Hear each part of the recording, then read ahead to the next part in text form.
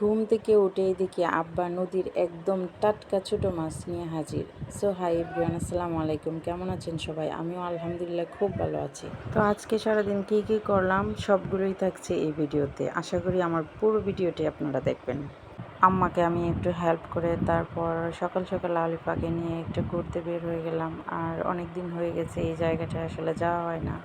আলিফাকে যদি জিজ্ঞেস করি যে তুমি কোথায় ঘুরতে যাবে, তো ও বলে যে এই জায়গাটায় আসবে। আর আমারও খুব ভালো লাগে এই জায়গাটায় আসলে। আর আলিফাও খুব পছন্দ করে এই জায়গাটা। তো এখানে এসে একদম ছুটাছুটি করে, খুব ভালো লাগে আর কি এই জায়গাটা। তো আজকে এখানে এসে দেখি ফুলের মেলা জমে গেছে, একদম কচুরিপানায় খুব সুন্দর সুন্দর ফুল হয়েছে। আর আলিফা তো ফুল দেখে একদম পাগল হয়ে গেছে, বলতেছে যে তাড়াতাড়ি আমাকে ফুল উঠে এনে দাও। খুব সুন্দর ফুল ফুটছে, অনেকগুলো ফুল একসাথে ফুটছে, তো ওই জন্য খুব ভালো লাগতেছে। তো আলিফার জন্য আমি কতগুলো ফুল উঠায় নিলাম। এই ফুলগুলো আসলেই দেখতে খুব সুন্দর। ফুল ভালোবাসে না এমন কেউ নেই পৃথিবীতে। তো যারা ফুলপ্রেমী তাদেরকে বলছি, যারা আমার চ্যানেলটি এখনও সাবস্ক্রাইব করেননি প্লিজ সাবস্ক্রাইব করে দেন, আর পাশে থাকা বেল আইকনটি প্রেস করে দেন। যাদের এই ফুলটা খুব প্রিয়, সবাই ফুল পছন্দ করে, বাট এই ফুলটা যাদের খুব প্রিয় তারা অবশ্যই কমেন্ট করে জানাবেন কেমন লাগছে এই ফুলটা, আর একটা লাইক দিয়ে দিবেন। আর এইদিকে আলিফা তো উপর থেকে বারবার আমাকে ডাকতেছে, বলতেছে তাড়াতাড়ি আমাকে এই ফুলগুলো এনে দাও, ও হাতে নিবে।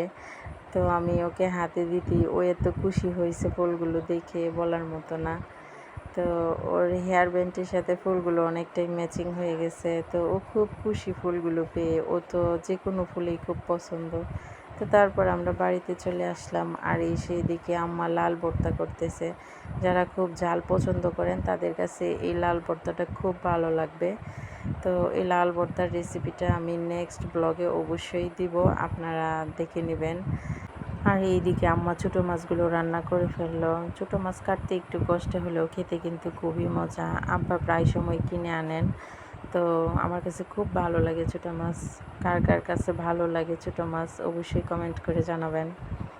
সবাই খাওয়া দাওয়া শেষ করলাম। তারপর আম্মা বলতেছে গাছে নাকি কাঁঠাল পাকছে, ঘ্রাণ বের হয়েছে। তো একজনকে দিয়ে কাঁঠালগুলো পাড়া হলো। আর 2টা কাঁঠাল পাকছে আর কি। তো ওই 2টাই পাড়া হলো। একটা খুব বেশি পেকে গেছে, আর একটা অল্প পাকছে, একদিন রাখলেই পেকে যাবে।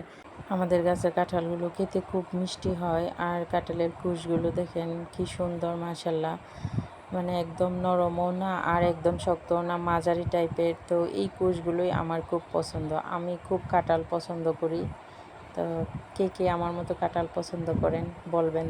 তো আজকে এই পর্যন্তই। সবাই ভালো থাকবেন, সুস্থ থাকবেন, সবার শুভকামনা করছি। আল্লাহ হাফেজ।